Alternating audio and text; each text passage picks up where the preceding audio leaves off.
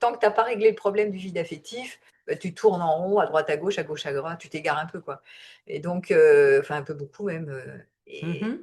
et soit tu évites la relation, soit tu t'agrippes, mais il va y avoir des troubles de l'attachement, peut-être importants parce que c'est pas traité. Donc le sujet qui aurait été essentiel pour moi, c'est de dire: «Écoute, la relation amoureuse n'est pas une nécessité, c'est pas vital quand tu es adulte, pas quand tu es jeune évidemment, que tu as besoin de papa-maman, hein. Mais ce n'est pas vital, tu es pas obligé de faire couple et c'est le couple arrive après, la solitude choisie». Quand une relation amoureuse fait mal, on croit souvent que le problème c'est l'autre, ou que le problème c'est nous, qu'on n'est pas assez ceci ou qu'il est trop cela. Alors on cogite, on analyse, on culpabilise. Mais si en réalité les racines du problème étaient plus profondes que ce qu'on a l'habitude de croire, et si nos difficultés amoureuses révélaient surtout une méconnaissance fondamentale de ce que nous sommes vraiment en tant qu'êtres humains. Dans nos relations, nous fonctionnons très souvent en pilote automatique. Des choses se déclenchent en nous sans que nous en ayons conscience, des réflexes, des réactions du corps qui s'activent bien avant que nous ayons le temps de penser. Et ces réactions ne sortent pas de nulle part. Elles se sont construites au fil de notre vie sous l'effet d'injonctions parfois contradictoires. Dans la relation amoureuse, tout se manifeste avec une intensité particulière. Alors la vraie question devient celle-ci. Qui sommes-nous vraiment quand nous aimons? Quels sont les angles morts à clarifier pour équilibrer la relation?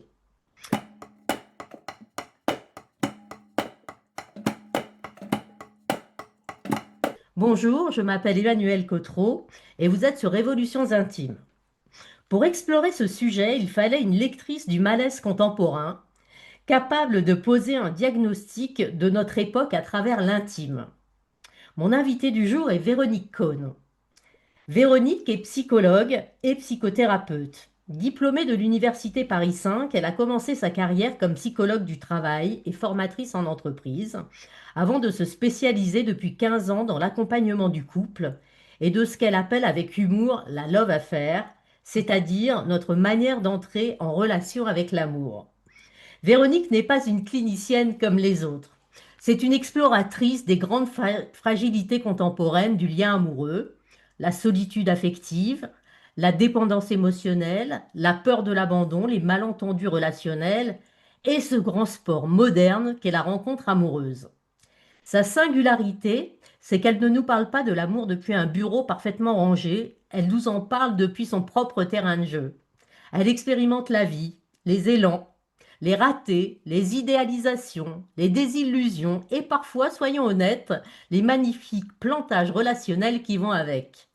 Elle nous livre ses forces, ses fragilités, ses lucidités et ses zones encore en chantier, parce que Véronique est avant tout une femme qui apprend à vivre en vérité. Chez elle, la rigueur clinique n'est jamais sèche. Elle pratique l'autodérision, le sens du concret et cette capacité rare à parler vrai, sans jargon, sans posture, sans tricher, à monsieur et madame tout le monde. Conférencière, autrice de 2 livres, vous pouvez retrouver ses programmes d'accompagnement sur son site web. Tous les liens seront en description de cet épisode.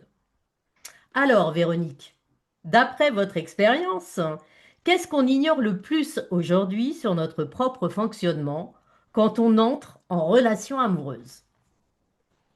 Ben, on ignore beaucoup de choses parce que en fait, moi je fais en général, dans la plupart de mes consultations, la première séance, c'est une séance diagnostique qui est: «C'est quoi le problème?» Vous avez les gens arrivent avec des symptômes, donc vous l'avez dit très bien Emmanuel, c'est, voilà, «Il m'a fait ci», ou je répète, alors c'est ou l'autre est à blâmer, il me fait ci, il me fait ça, nin ou alors c'est moi qui dois me changer ou c'est l'autre qui est à changer, d'accord? C'est vraiment en géné et j'ai un symptôme, voilà, bon, j'arrive, je répète quelque chose ou je suis dépendant, bon bref. Donc la personne, elle arrive avec un symptôme et c'est pour ça qu'elle arrive parce qu'il y a trop de souffrance. Et moi, je suis une fervente du diagnostic, c'est-à-dire à quel endroit, donc ça veut dire c'est un vrai retour à soi, à quel endroit le problème se trouve. Parce que sinon, on reste avec le symptôme à la périphérie. Donc c'est pas évident parce que souvent, euh, on ne se connaît pas suffisamment bien pour aller creuser et pister, mais au fond, c'est quoi le vrai problème? Par exemple, je donne un exemple concret. Quand je me dis oui, il est pas assez ceci, il est pas assez cela, donc je le blâme ou je la blâme, mais quelque part, je reste dans la relation, je me suradapte et je m'oublie. Très souvent, le problème, il n'est pas là. Le problème, c'est que si j'arrête de me suradapter, ben, je vais risquer de perdre ou d'abîmer le lien et donc de finir de me retrouver tout seul et d'imaginer que je vais me retrouver à finir vieille et seule et moche jusqu'à la fin de ma vie et que ça va être tragique. Et donc, le problème, il n'est pas sur l'histoire de la relation, il est sur le vide affectif, par exemple. D'accord. Ou, ça c'est un exemple très concret, mais il y en a plein comme ça. Souvent, on n'est pas du tout au courant de c'est quoi la racine, en fait. Et ensuite, il y a le deuxième point, comme on le voit très souvent, et moi je le vois en consultation, personne, elle cherche à se connaître, mais on ne se connaît jamais très bien soi-même.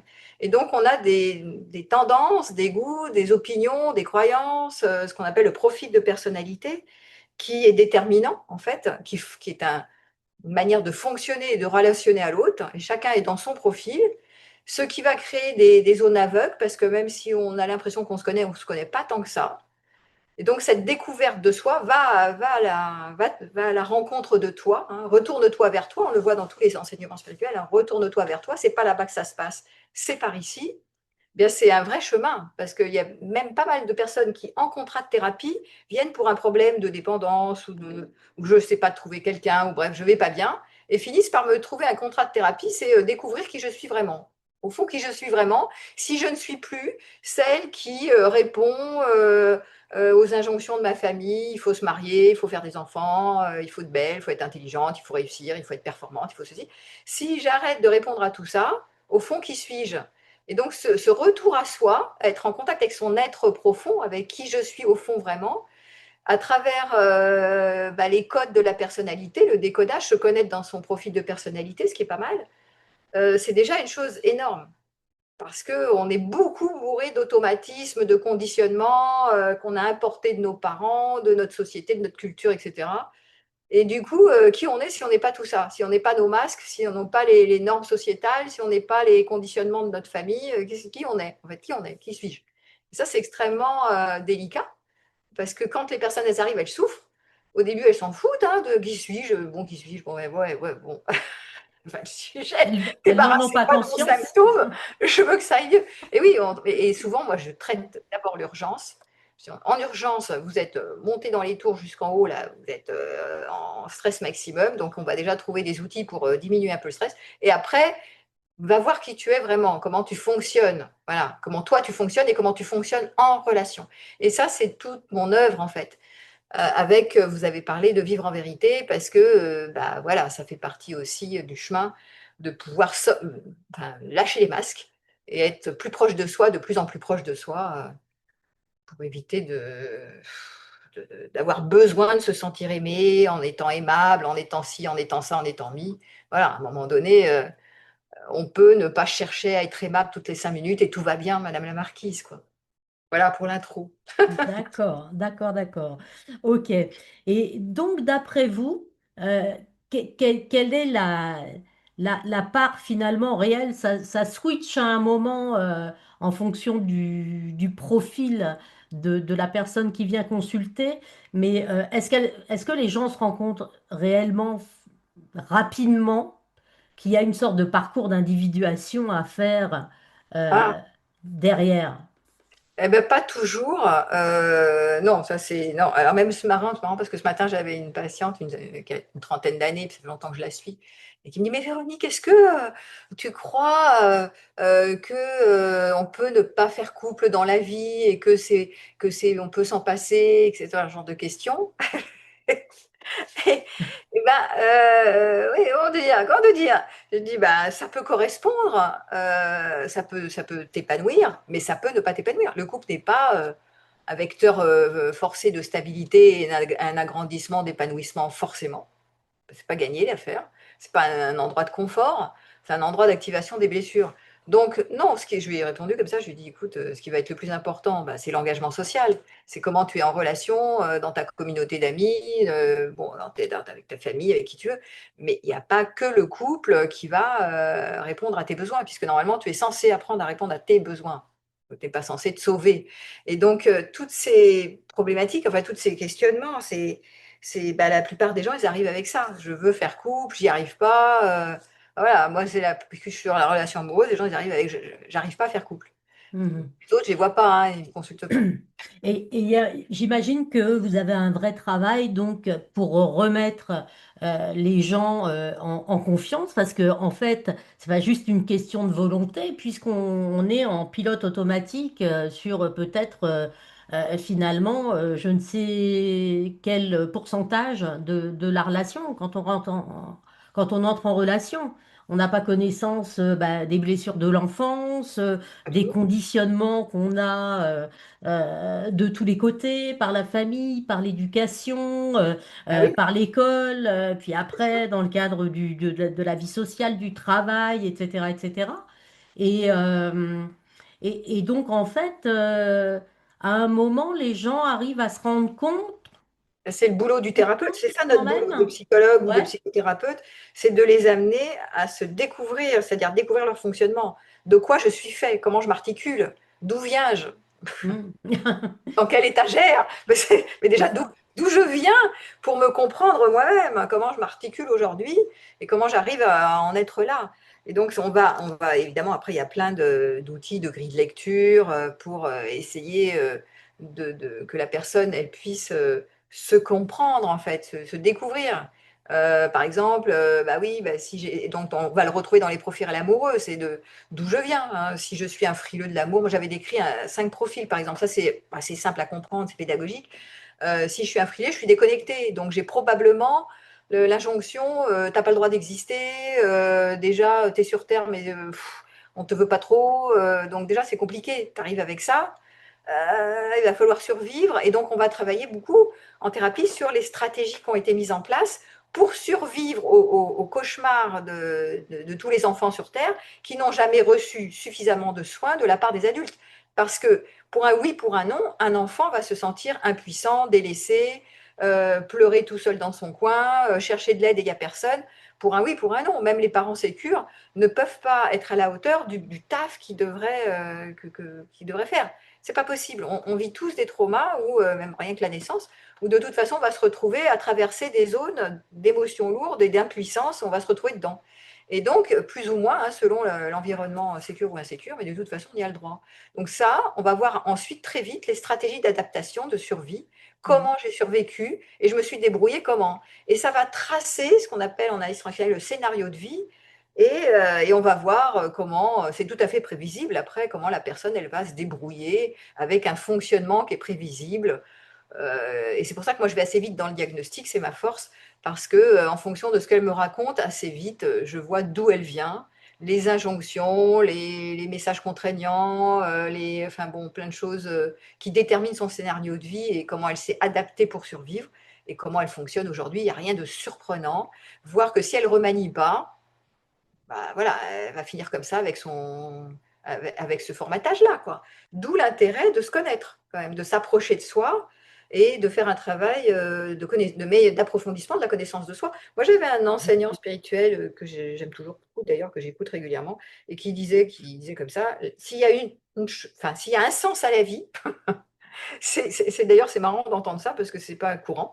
Eh ben, c'est de connaître son fonctionnement. Voilà, de connaître son fonctionnement. Et ça pourrait être le sens de la vie. Et pas chercher le bonheur, et pas trouver sa mission de vie, et pas je sais pas quoi. Non, connaître le fonctionnement, comment tu fonctionnes. Oui, oui, oui. Ça, c'est juste en fait. C'est approche-toi de toi. Hein. Voilà, c'est Et, c'est et, vrai. du coup, ça doit pas être très très simple puisqu'on a encore à l'heure actuelle, au XXIe siècle, déjà bien entamé, sur son premier quart, on n'a absolument aucune éducation, je dirais, à la connaissance de soi. Quand on est, enfin, sur tout le cursus scolaire, Oui. euh, Euh, Après, ça dépend du milieu dans lequel on se trouve. Ça, c'était pas mon cas, hein, parce que moi, j'étais dans un milieu hyper branché, psycho, philo, ésotérisme. Donc voilà, donc moi j'ai été imbibée des 5, 6, 7 ans, j'étais dedans. d'accord. Alors, oui, bah oui, ça dépend du milieu. C'est pour ça que j'ai fait Ouais. psy très jeune et tout. Bon. Mais c'est vrai qu'on se retrouve dans certains milieux ou c'est pas du tout au goût du jour. Donc après, bah, va te découvrir, va voir un psy, va commencer à écouter. Alors maintenant, il y a quand même beaucoup de choses en développement personnel. Il y a des vidéos dans tous les sens, il y a plein de livres, même gratuits, livres audio, etc. Donc c'est quand même voilà, plus facile d'accès, d'avoir des informations pour mieux se connaître. Bon, on va dire ça comme ça. Mais ça dépend quand même du milieu dans lequel on a baigné et des métiers dans lesquels on était. Il y a des métiers pub, journalisme, développement personnel, thérapeute, machin, c'est plus facile. Si je suis dans un métier où personne n'en parle, de connais-toi toi-même, fais un travail d'introspection, oui, ça va être plus compliqué, parce que c'est pas ma norme. Mhm. Ça D'accord. dépend, et ça dépend de l'esprit de curiosité. Il y a des personnes qui sont très résilientes, qui sont pas du tout branchées psy ou introspection ou philo ou psycho ou ce qu'on veut, et puis qui, par elles-mêmes, c'est les autodidactes qui vont creuser. Et aujourd'hui, comme il y a plein de choses à disposition, ils vont chercher. Mais de toute façon, c'est le boulot d'une vie. Mhm. Qu'on vienne d'un milieu comme moi, où bah, j'étais complètement déjà dedans, de toute façon, moi j'ai toujours mon psy, je continue de faire toujours un travail en chemin, je suis toujours en chemin. Comme vous l'avez dit si bien, il y a des moments, je me plante complètement encore à mon âge, je ne sais pas gagner la partie, il n'y a rien de triomphant, et ce définitivement. Et il y a toujours des zones aveugles chez moi, comme il y a toujours des zones aveugles chez mes. Ben, c'est ça mon travail, hein, c'est de décoder les zones, de voir avec eux quelles sont les zones aveugles, parce que sinon ils ne viendraient pas me consulter. S'ils avaient la réponse, bon, bah, ils ne viennent pas.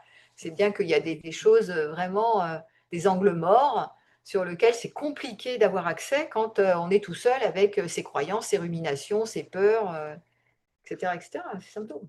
D'accord, d'accord. Et donc, pour en revenir à ces fameux angles morts, donc quels sont-ils, Véronique? Ben, Le c'est plus justement, c'est ça, souvent. c'est ce que je disais sur le diagnostic. C'est pour ça que je fais le diagnostic. Je cherche l'angle mort avec la personne. C'est comment se fait-il que tu en arrives là, que tu as tel symptôme? Pourquoi, par exemple, tu es dépendant? Pourquoi tu t'agrippes à quelqu'un alors que l'autre, parce que tu ne te fais pas tant de bien que ça. La preuve, il y a du bon et du pas bon dans la relation. Très souvent, il n'y a pas que du bon. Mais comment ça se fait que tu restes à t'accrocher, à t'agripper bêtement mais sûrement? Ça, c'est l'attachement anxieux.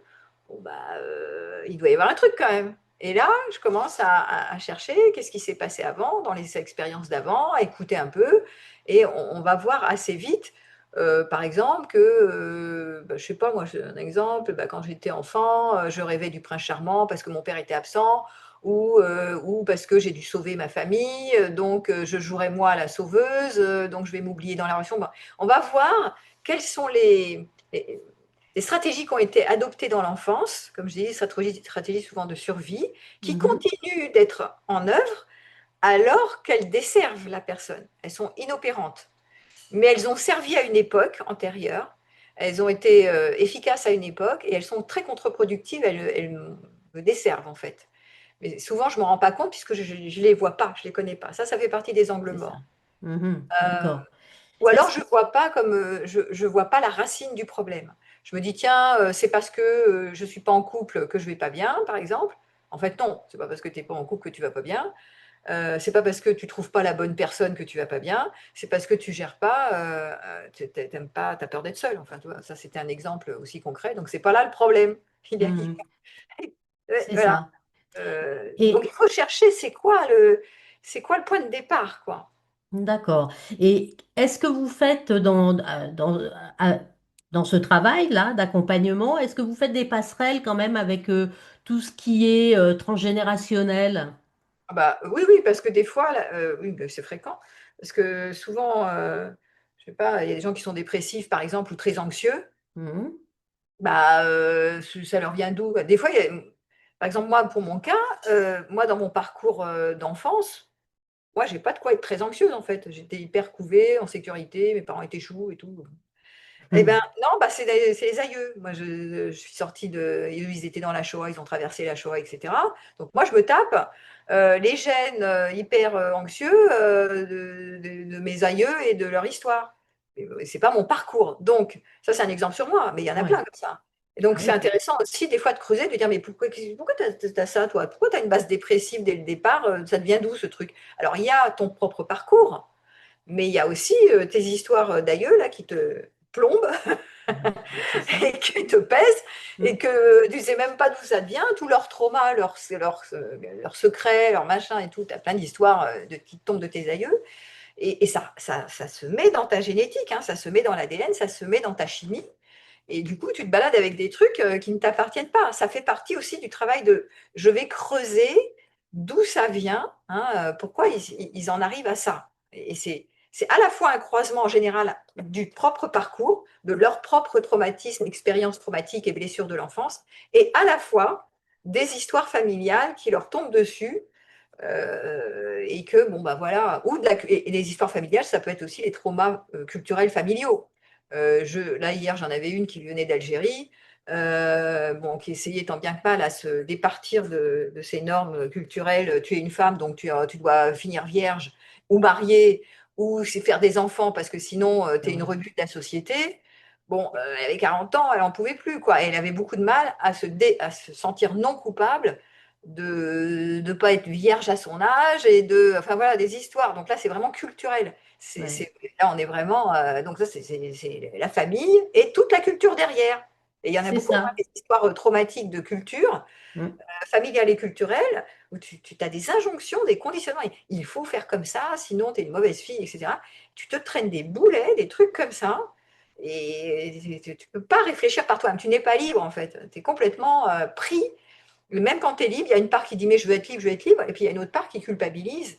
Et si c'est les loyautés familiales, et si je ne fonctionne pas comme eux, je suis une mauvaise personne, etc. Et donc tout ça, il faut aller à la découverte de tout ce dont la personne est imbibée. Bon, ça prend du temps, hein, Bien mais sûr. quand même, des fois, moi je vais assez vite, parce que je fais parfois, en général, je fais quand même souvent des séances uniques de diagnostic et plan de traitement. Mhm. Ça. Et donc, très souvent, je dis, voilà, c'est là, donc il doit y avoir ça. Ça, c'est ce truc-là. Alors, ça, c'est l'essentiel. Ça, c'est urgent que tu traites ça. Parce que Mhm. sinon, tu vas tourner, tourner. Tu peux faire une errance de soins psychothérapie, en psychothérapie. Mais il faut traiter ce truc-là. Parce que ça ne va pas le faire, en fait. Mhm. D'accord. Et les gens sont assez OK sur la démarche? Laquelle? D'aller justement peut-être consulter d'autres types de thérapeutes. Ah oui, oui, bah, oui, ils ont tout intérêt d'ailleurs. Déjà parce que selon ce avec quoi ils arrivent, bah, on peut travailler ils peuvent travailler avec moi, mais ils peuvent travailler en EMDR, ils peuvent travailler avec d'autres thérapeutes Ouais, en gestalt, ils peuvent travailler en hypnose, ils peuvent travailler en plein de trucs en fait, en énergétique, en acupuncture. En fait, des fois, c'est des trucs complémentaires. Il n'y a pas que le travail de bien sûr. psychothérapie, il y a l'IFS, il y a plein de thérapies qui existent, qui sont super chouettes. Et donc, chacun avec son style va trouver sa démarche. Moi, souvent, j'oriente sur d'autres, hein. Après, voilà, je peux aussi assurer quelques suivis. Mais je fais souvent, mais maintenant, aujourd'hui, je n'ai pas le temps de suivre tout le monde. Donc, j'organise plutôt des accompagnements en ligne. Par exemple, j'ai fait il n'y a pas longtemps le vide affectif, sortir du vide affectif. Là, Ouais. j'avais, je sais pas, moi, j'avais moins une centaine de personnes. Et comme ça, j'ai l'occasion de diffuser. Il y a des exercices d'entraînement, il y a des modules, voilà, des sessions Zoom avec moi. Et en plus, ils échangent entre eux. Donc, ça fait des petites familles de soutien. Donc, Bien ces sûr. accompagnements en ligne, c'est précieux parce que c'est hyper efficace, je trouve. C'est un booster. Ça Mm. n'empêche pas l'individuel, mais c'est aussi de se rassembler et de soutenir les uns les autres au même endroit parce qu'on a les mêmes problèmes. Voilà. Là, je vais faire attachement anxieux et évitant. Après, je travaille sur la séparation douloureuse de nouveau en groupe. Ouais. C'est intéressant. C'est une autre manière aussi de diffuser au plus grand large, au grand public et de les aider à opérer des meilleures compréhensions d'eux-mêmes et des transformations. Parce qu'à un moment donné, c'est Bien bien de se sûr. comprendre, on peut se comprendre jusqu'à demain, mais à un moment donné, il faut poser des actes. Parce que c'est bien gentil tout ça, C'est la ça. théorie. Il y en a qui arrivent chez moi, ils me disent ah bah j'ai vachement compris, je vous écoute, j'écoute machin, hein, j'ai bien compris plein de trucs, mais il n'y a rien qui change. Bah, évidemment, il n'y a rien qui change à un moment donné. Il y a un truc que tu as C'est énergétique, quoi. non, c'est même pas énergétique. C'est Ouais. souvent une part protectrice ou des parts gardiennes, ce qu'on appelle les parts gardiennes, qui, Mm. la personne, elle a envie de changer, il y a un élan pour changer, et souvent il y a un début de changement, mais il y a la part protectrice qui est la part de survie. Elle a Mm. survécu grâce à ça, et donc il lui dit non, non, non, ne fais pas ça, tu es en danger, si tu fais ça, ça va pas mal se passer pour toi. Donc reste comme tu es, d'accord? D'accord. C'est pas Tu si veux énergétique parler que de ça. l'ego, donc. Bah oui, c'est l'évaluation de que c'est plus dangereux par exemple, de partir d'une relation toxique que d'y rester. Ouais, Parce que je risque d'être seule ou je sais pas quoi, bon, peu importe. Mais et donc du coup, j'ai compris que ça, mais j'ai pas tout compris parce que finalement, ces parts protectrices à l'œuvre, elles sont plus puissantes que c'est ça. l'envie d'aller de l'avant, Vers voilà, l'inconnu. par l'inconnu ou de quelque chose qui me ferait plus de bien. Eh oui. Je sais que ça me ferait du bien de le faire, mais j'y arrive pas, j'y arrive pas. Hmm. J'arrive pas à lâcher le truc. Donc ça, voilà, c'est quand même important ensuite c'est pour ça que dans tous les exercices que je fais dans mes formations, c'est des entraînements pratiques. Il y a des exercices de réflexion, d'introspection, et entraînez-vous à Ouais, faire un petit pas pour ouais. faire un peu différent, parce que sinon vous allez répéter toujours encore de la même chose. Voilà, ça c'est énorme, parce que sinon on peut continuer à tourner dans la boucle sans s'étendre, sans bouger C'est, d'ailleurs. c'est tout à fait ça. C'est tout à fait ça. Et donc, on a une excellente passerelle aussi quand on n'a pas forcément trop de connaissances ou de culture. Euh, je dirais, on a une passerelle qui est le corporel. On revient Ouais. beaucoup, hein, ces dernières années au corporel. Somatique, oui, on travaille beaucoup avec le corps dans les nouvelles thérapies, et notamment les thérapies du traumatisme, du développement du traumatisme. Moi, je me suis formée en somatic experiencing, qui était absolument, absolument génial. Il y a Ouais, pas mal d'autres thérapies qui travaillent sur le corporel, et d'ailleurs l'ASE travaille avec la théorie polyvagale. ouais. L'ASE, c'est quoi? La somatic experiencing, c'est un travail sur c'est comme le MDR, c'est une Ouais. thérapie qui est adaptée aux gens qui ont vécu des traumatismes et Hmm, des traumatismes du développement, hein. Il y a aussi des formations d'accord. sur les traumatismes du développement sur la partie plus relationnelle, théorie de l'attachement, etc. Ouais. Et on va beaucoup travailler avec le corps. C'est-à-dire, il n'y a pas la tête, les pensées d'un côté et le soma de corps. Donc, il y a toujours l'interaction, on le sait au niveau des neurosciences cognitives maintenant, que Oui, c'est complexe et il y a toujours l'interaction est toujours en même temps. Il y a toujours en même temps la pensée et la sensation dans le corps et l'émotion et éventuellement une image. Mais il n'y a jamais un truc tout seul. Il n'y a pas une pensée qui se balade tout seul et il n'y a pas une sensation ni une émotion qui se balade toute seule. Il y a tout de suite une émotion qui va avec une pensée, même si elle n'est pas visible, qui va avec une sensation. Voilà. Donc tout est en interaction et c'est complexe, tout est tout le temps ensemble.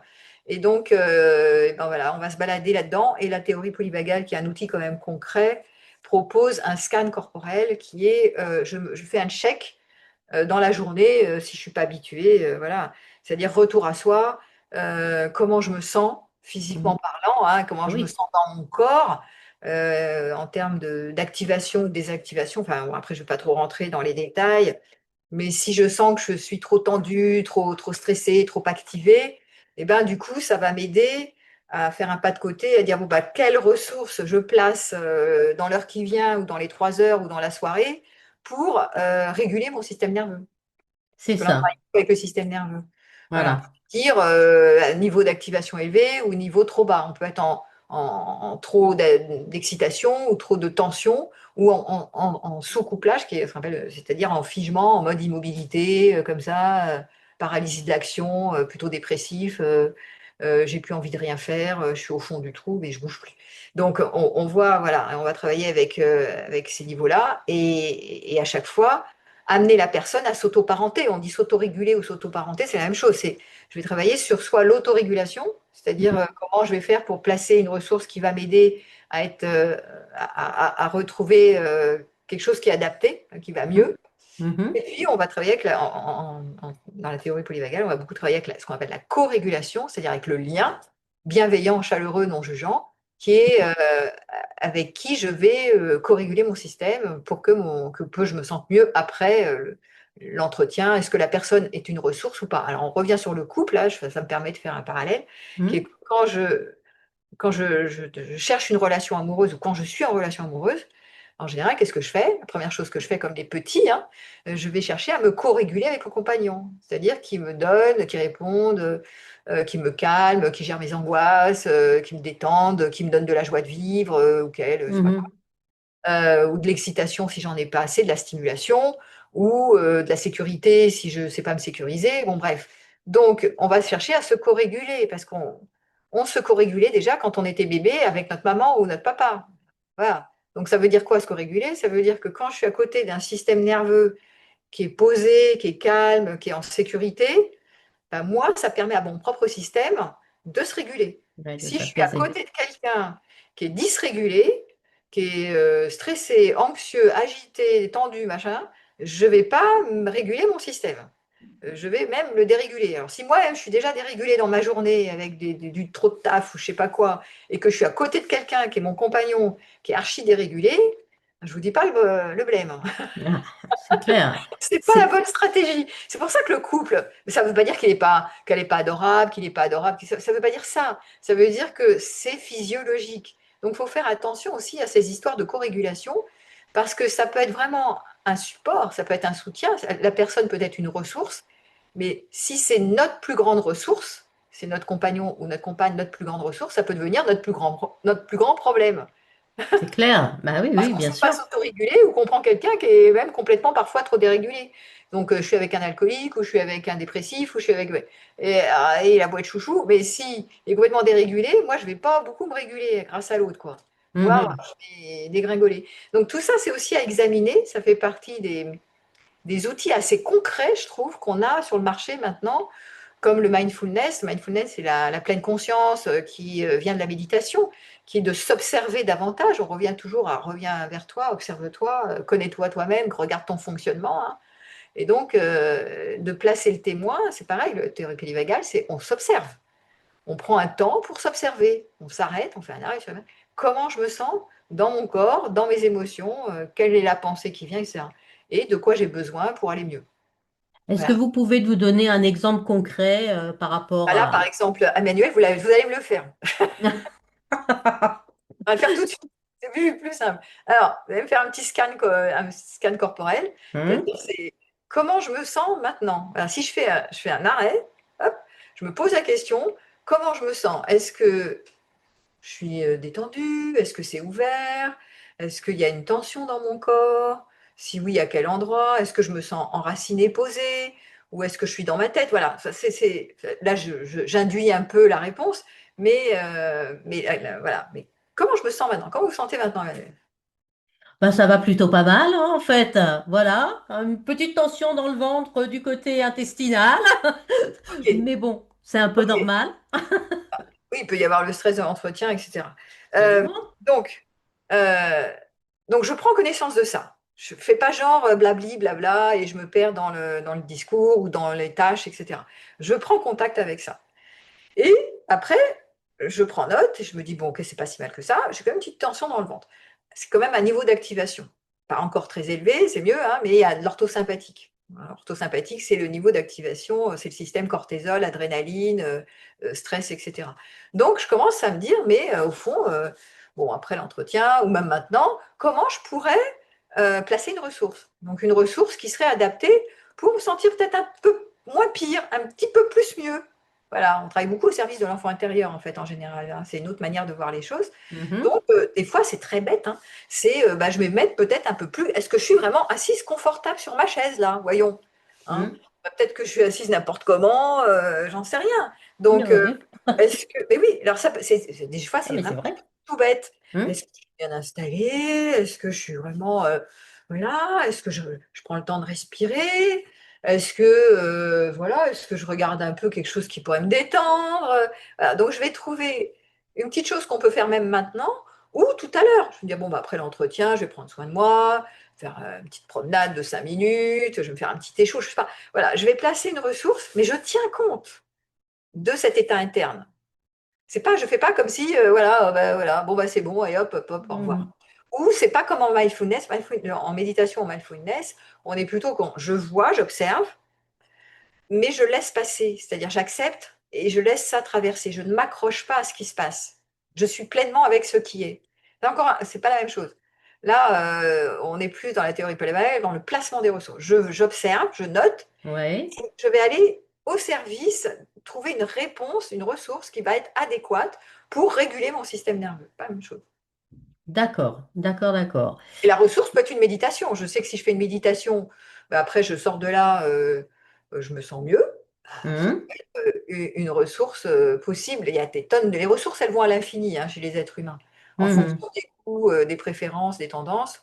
Ça peut être, moi, c'est le sport, l'autre, ça va être la nature, l'autre, ça va être la sieste, l'autre, ça va être lire. Bon, chacun ses ressources, en fait, hein. D'accord, d'accord, d'accord. Et en fait, au-delà, alors on a l'impression très souvent, je trouve, alors quand on entend parler peut-être plus, parce que bon, c'est vrai que c'est quand même un sujet d'actualité depuis déjà un paquet de temps, hein, mais tout ce qui est méditation, etc., on en entend de tous les côtés. Et les trois quarts du temps, j'entends les gens dire, et j'en fais partie aussi, oh, mais j'arrive pas à méditer, Mais quoi. moi non plus, j'y arrive pas, donc c'est bien, moi, pareil. C'est bah oui, parce que bon, je pense Je le que fais pas, c'est mais ça ne marche pas. Donc, si ça marche, moi, alors je veux dire, je suis très pratico-pratique. Si vous trouvez des techniques ou des choses qui vous facilitent la vie et qui marchent, gardez-les. Si ça ne fonctionne pas bien, bah, gardez-les pas, faites autre chose. Trouvez autre ouais, chose. ouais, oui, oui, oui, non, c'est clair. Ah, mais c'est Mais clair. au-delà de ça, par contre, il y a quand même une- au-delà du côté, je vais dire, si on veut sortir un petit peu des aspects bien-être, Oui, retrouver une régulation, etc., euh, etc. Le corps, c'est quand même aussi le vecteur de c'est la boussole. communication. C'est la boussole, C'est la c'est le corps qui boussole. guide. C'est pour ça. Mais là, dans la théorie polyvagale, c'est ça. Le corps est la boussole. C'est la Voilà. boussole. Donc, c'est pour ça que quand on commence à somatiser, et souvent, nous, en psychothérapie, on est, oh là, alors, que s'est-il passé avant pour que ça somatise comme ça? Parce que ça, c'est de la violence interne. Soit ça explose, soit ça Mhm. implose. Voilà, donc oui, c'est intéressant, c'est le corps et la boussole. Mais on voit, il faut quand même examiner, je suis quand même beaucoup dans le mental, moi, c'est quand même mon truc d'analyser, c'est aussi une de mes forces d'analyser, Mhm. avec les connaissances et mon intuition. Donc, c'est quoi les pensées qui vont avec? Quelles sont les formes pensées que tu as, tes représentations, qui font que tu te fous en l'air, en fait, C'est ça. que Parce tu que te bon, pièges. on peut aller jusqu'à cristalliser des choses et vraiment se choper des maladies graves, quoi. Carrément. Ah bah oui, mais c'est fréquent, même moi je le fais sur moi, donc je vois pas pourquoi les autres le font aussi. Ah oui, bien sûr, oui, Donc, oui. bon, si moi je le fais, il y a pas de raison que les autres le font pas. Ah Bon, oui, alors dans oui, la relation, là, ma première truc, c'est de somatiser. Donc, ça, c'est sûr que quand j'ai un problème de relation, paf, je somatise direct. Mais d'autres d'accord. vont moins somatiser. Par contre, ils peuvent plus exploser ou rompre et reprendre quelqu'un, rompre et reprendre quelqu'un, ou rester trop Mhm. seul. Ben, chacun va avoir sa forme pour ne pas aller bien. Voilà. Ah oui, eh oui, oui, oui, oui, oui. Et en fait, c'est vrai que c'est quand même, il y a quand même un énorme malaise dans la société La santé mentale, actuelle. c'est un des sujets qui sont pris par le gouvernement, là. La santé Oui, oui, mentale, oui, mais le enfin, nombre de trucs qu'on entend là-dessus, parce qu'il y a énormément une augmentation des troubles anxieux, dépressifs et des troubles de santé mentale. c'est Donc, ça? c'est pris au sérieux. Il y a même, moi, je me suis aussi intéressée en ce moment à la psychonutrition, là, Ouais. parce que c'est Et où le fond? l'alimentation, le sport, le stress, le machin, tout ça, ça joue beaucoup. Ouais, ouais. On a parlé de la constitution de la psyché, de quoi je suis fait, de quel est mon formatage, quel est mon profil de personnalité, quelles sont les blessures, etc. Mais il Mhm. y a aussi c'est multifactoriel. Dans quel environnement je me trouve? Est-ce que je suis dans un environnement où il y a la guerre autour de moi? Est-ce que je suis dans un environnement ultra pollué? Tout ça, ça joue. Est-ce que C'est je suis clair, dans le bruit? Est-ce c'est que je suis clair. au calme? Bon, tout ça, ça joue et tout influence. Ah Donc, oui. il faut faire un examen un peu précis de Mm. tout ce qui. C'est pas que un train individuel. J'ai pas que mon formatage. Je peux être dans mes problèmes et que je suis pas l'acteur de ma vie, mais si je suis tous les jours dans un milieu au travail où il y a du harcèlement, qu'est-ce que je te dise? C'est ton milieu qui déconne. Donc, à un C'est moment donné, ça. il faut examiner un peu ce qui se passe, quoi. C'est quoi le problème? Si c'est l'alimentation, bah, c'est aussi regarder l'alimentation. C'est un ensemble de choses. Et la santé mentale, bah, oui, c'est important, mais c'est vrai qu'il y a un développement des troubles anxieux dépressifs, des problématiques chez les ados, chez les jeunes et chez les adultes. Voilà. Et Bien en plus, sûr. moi, je suis sur la relation amoureuse, donc on voit que les gens, ils veulent de plus en plus avoir des relations passionnantes, passionnelles, épanouissantes, etc. Et en même temps, il y a dans les faits euh, de moins en moins de couples qui durent longtemps. En général, ça dure maintenant de moins en moins, entre 2 et 5 ans. Mhm. des fractures de liens, les Français font de moins en moins l'amour, ils sont de plus en plus désabusés, il y a l'histoire de MeToo, là où les hommes, ils s'en peuvent plus avec le consentement, là, ils sont fatigués, donc ils osent plus draguer. Enfin, il y a des tas de Mhm. trucs comme ça qui sont aussi événementiels et qui font que, dans les faits, on rêve de bonheur, d'épanouissement, de stabilité, de tout ça, et puis on va dans le... Enfin, c'est pas ça qui se passe. Ouais. Et, Donc voilà. Et est-ce qu'effectivement les gens, alors peut-être que c'est peut-être plus un problème féminin d'ailleurs, puisque bon, on va pas se mentir non plus, hein, les personnes qui consultent, c'est quand même plus des femmes que des hommes, hein, même Et pas si, plus, j'ai quand même pas mal d'hommes, moi, mais j'ai beaucoup d'hommes, hein. Euh, ouais, oui, j'ai quand même beaucoup d'hommes, moi, il faut dire ce qui est. et en Euh, proportion, ça J'ai représenterait quoi plus de en femmes, pourcentage? et je sais pas, je dois avoir peut-être 60 femmes et le reste d'hommes. J'ai quand même beaucoup d'hommes, hein. D'accord, ah Ah ouais, oui, ouais, oui, j'ai une forte d'accord, population masculine quand même. d'accord. Et qui s'est en fait qui a augmenté au fil des années, là, Oui, oui, oui. ou c'est assez constant? Non, ça a Ah non, non, ça augmenté. a augmenté au fil des années. Oui, oui. D'accord, d'accord, d'accord. Les hommes, ils se remettent en question. Oh, là, avec aussi la révolution féministe, etc., enfin, la troisième révolution féministe, Hmm, ils se remettent encore plus en question. Alors, je dis pas tout le monde, évidemment, mais quand même, hmm, à force d'entendre tout ce qui se passe sur les hommes, etc., de toute façon, ils ont une part sensible, donc ils s'introspectent plus qu'avant. mhm, Et aussi tout le foisonnement du développement personnel, on entend plein de trucs partout. c'est Donc ça. aussi, ils écoutent des vidéos, pas que la psychologie, hein, ça peut être la philosophie, Philo. ça peut être des Sociaux, tout, tout, tout. médias, voilà, il y a plein de, mais les journalistes, il y a plein de gens qui écrivent des bouquins sur plein de trucs. Et donc, voilà, donc ils sont aussi plus informés qu'avant. Ah bah, en tout cas, D'accord. je parle ici dans un certain milieu, je ne parle pas pour la France profonde, hein, je parle pour ceux qui Ouais. s'intéressent et qui sont curieux et qui s'intéressent à la culture et voilà quoi. D'accord, d'accord, d'accord. Ok. Alors, Véronique, j'ai une petite question. Qu'est-ce que vous auriez aimé comprendre plus tôt dans votre parcours personnel, amoureux, hein, puisque l'échange est quand même, même si c'est sur la relation en général, on est quand même basé sur le love. Oui, Qu'est-ce que vous auriez aimé savoir depuis beaucoup plus jeune et qui, d'après vous, change la donne dans c'est les l'histoire du relations? vide affectif.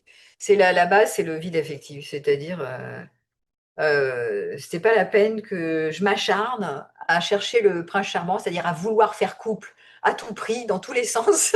Mhm, À explorer le modèle ouvert, polyamoureux, fermé, tous les modèles, tous les profils de... Parce que moi, je suis attirée par les hommes, donc tous les profils mhm. psychologiques, tous les profils, j'ai tout testé pour vous, pour atterrir au fait que, bah oui, tant que tu n'as pas réglé le problème du vide affectif, bah, tu tournes en rond, à gauche, à droite, tu t'égares un peu, quoi. Et donc, enfin, un peu beaucoup même. Mhm, Et soit tu évites la relation, soit tu t'agrippes, mais il va y avoir des troubles de l'attachement peut-être importants parce que c'est pas traité. Donc le sujet qui aurait été essentiel pour moi, c'est de dire, écoute, la relation amoureuse n'est pas une nécessité, c'est pas vital quand tu es adulte, pas quand tu es jeune évidemment, que tu as besoin de papa-maman, hein. Mais ce n'est pas vital, tu n'es pas obligé de faire couple, et le couple arrive après la solitude choisie, c'est-à-dire ce qu'on appelle passer du mendiant à l'empereur ou à mhm, l'impératrice. Et donc ça, c'est un essentiel. Il faut vraiment l'expérimenter pour pouvoir arrêter de croire que l'autre est une nécessité. Ça ne veut pas dire qu'on n'est pas des êtres de lien et des êtres d'affect et qu'on ne doit pas se relier. De toute façon, on se relie toujours les uns avec les autres. On est des êtres de relation, mais pas mhm. n'importe comment, n'importe quoi, n'importe quel prix. C'est Ça ça, ressemble à rien parce que ça part direct dans le mur. Il faut aller au garage après. Et les garages, chez les psys, c'est nous. c'est Donc, ça. bon voilà, donc c'était ça, je pense que c'était quand même.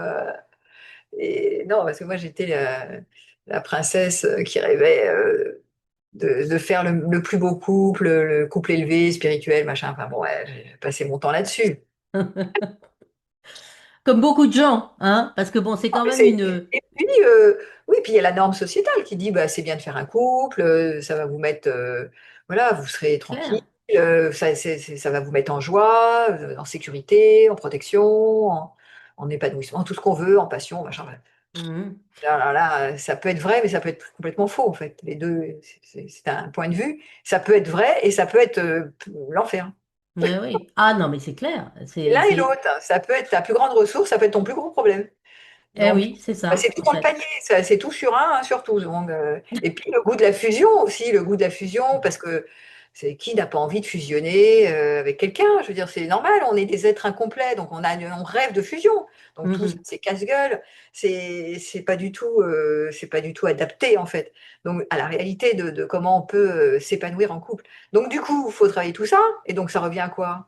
À visiter et à travailler sur le vide affectif, sur nos attachements anxieux, évitants, enfin tous ces trucs-là. Sinon, Ouais. c'est malsain, quoi. On se fout dedans, on se piège tout seul. Donc, Voilà. c'est ça que tu appellerais vivre en Oui, vérité, en fait. ben non, c'est pas ça, parce que, alors, il y a deux choses, effectivement. Ça, c'était travailler sur la solitude de l'empereur. Mais à l'époque, je me rappelle quand j'avais une trentaine d'années, parce que j'avais déjà des thérapeutes et enseignants qui me disaient, tu devrais te remplir par toi-même et tout. Ouais, ouais, super la théorie et tout, mais moi, ça m'enchante pas ton truc. Fais de la méditation, médite pendant 3 siècles, voilà. Ça Part en va tout retraite vipassana, ça va ah, voilà, ma t'occuper. femme, il passe ça va aller tout de suite mieux. Ouais, bon, enfin bon, bof, quoi, ton truc, bof, c'est pas terrible. Mais bon, après, pour avoir beaucoup souffert truc de dépendance tout en croyant que j'en étais pas une, je me suis rendu compte que oui, mais il y a des manières. C'est pour ça que il faut y aller en douceur. Tu vas pas y aller en mode à l'arrache. Oui, alors, vas-y, faut être seul, rester seul et va sur ton coussin. Bon, donc il y a ce truc effectivement qui a travaillé en douceur sur l'apprivoisement de vide existentiel même, hein. Et puis, il y a la deuxième part qui est plus, je dirais, sur le dépouillement de l'ego spirituel, qui est le travail de vivre en vérité. Bas les masques. Et ça, c'est rapproche-toi de toi-même, arrête d'avoir peur de ne pas être aimable. On est des êtres liens, on a besoin de reconnaissance de l'autre, évidemment. Quand même dépendant du regard Bien de l'autre, sûr. un tantinet, Mm. mais deviens de plus en plus libre du regard de l'autre pour être plus proche de toi. Ça veut dire vivre en vérité. Comme ça, tu t'en fous un peu plus de ta réputation, mais tu vis proche de toi. Tu sélectionnes tes amis, tu fais le tri. Qui t'aime te suivre, qui t'aime pas te suivent pas. Les membres de ta famille, tant pis, tu peux te faire exclure de tes groupes d'amis d'avant, etc. Mais au moins, ça te permettra en tant qu'adulte de choisir tes liens, tes familles d'adoption, les gens qui t'aiment comme tu es, et d'arrêter de cesser des liens qui ressemblent à rien, enfin des trucs comme ça. Et ça, c'est parce que tu apprends à vivre en vérité que c'est hyper essentiel. Mais c'est tout un chemin, ça se fait pas en 2 minutes. C'est Rapproche-toi de ça. toi-même, déjà, faut se connaître. Mm. Et puis après, il faut déjà voir toutes les parts de nous qui agissent pour dire oui, mais enfin, tu te rends compte, c'est dangereux si tu commences à lâcher ce truc-là sur toi-même. Qu'est-ce qu'ils vont penser les autres, hein? Tu vas perdre ton public, hein, tes followers. Alors arrête de dire des conneries, hein. Bon, alors, hein, maintenant, tu te tiens droite et tu restes pro, tu maîtrises ton sujet. Voilà, voilà, hop. Eh Après, j'ai oui. après, ah, bah, j'ai mal au ventre, hein, parce que là, faut être pro quand même, hein, faut quand même pas rigoler, hein. Hop, hop, hop. Ah oui, oui, oui, non, mais c'est clair, c'est clair, c'est clair. Ok, Véronique. Alors, le petit rituel de fin de notre entretien approche. Donc, si vous souhaitiez laisser une seule idée à nos spectateurs, auditeurs, sur laquelle souhaiteriez-vous insister? Qu'est-ce que vous souhaiteriez laisser de particulier? J'aimais bien l'histoire de vivre en vérité, c'est l'alliance de la légèreté et la profondeur. Soyez Ouais. profond parce que la vie est tragique, hein, et de toute façon, on est avec le tragique de l'existence. Donc il y a du tragique, il y a de la souffrance, mais ben, tout ce chemin spirituel de dépouillement de l'ego, de travail sur soi, etc., il permet d'alléger. C'est l'idée d'alléger le système, hein. C'est un peu l'idée, C'est la effectivement. direction, c'est de s'alléger, de s'alléger, de s'alléger, s'alléger en allant dans le profond. Ouais. Voilà, profondeur, légèreté, et c'est cette alliance de cette dualité léger-profond qui, pour moi, voilà, comme un funambule qui cherche. Bon, il y avait évidemment, je vais me plomber comme tout le monde, hein, je vais être dans le lourd, dans ce que Spinoza appelait les passions tristes, comme Mhm. tout le monde, parce que c'est humain, et je vais traverser ça du mieux que je peux, avec mes amis dans le bien, avec ce que je peux trouver, des thérapeutes, machin. Et à un moment donné, parfois la légèreté, la joie, hein, la joie apparaît, elle va disparaître, la fusion, la joie, le bon, le plein va apparaître.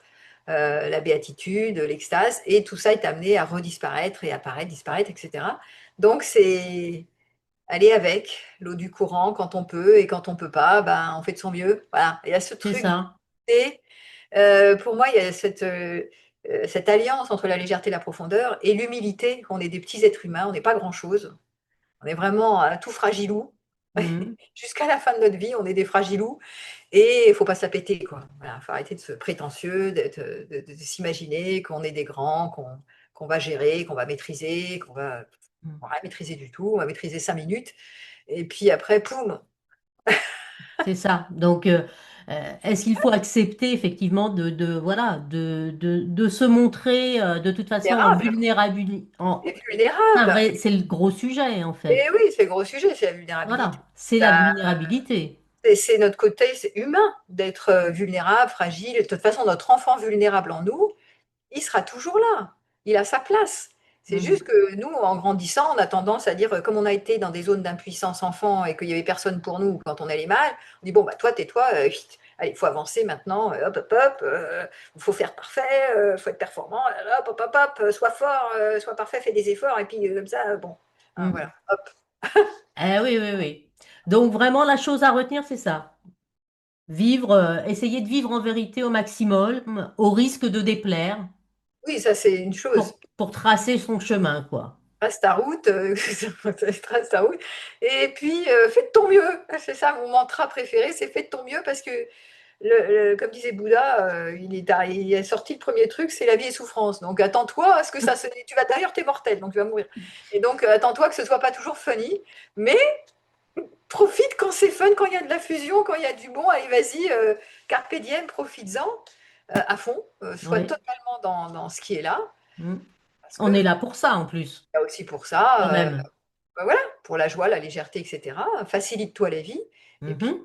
voilà, mais quand c'est pas là, bah, des fois, c'est pas là. Donc, et comment tu t'aides au mieux quand ça va pas. Voilà. Il y a c'est ça. Je fais avec le petit humain, hein. Moi, c'est vraiment, on est des petites choses, quoi.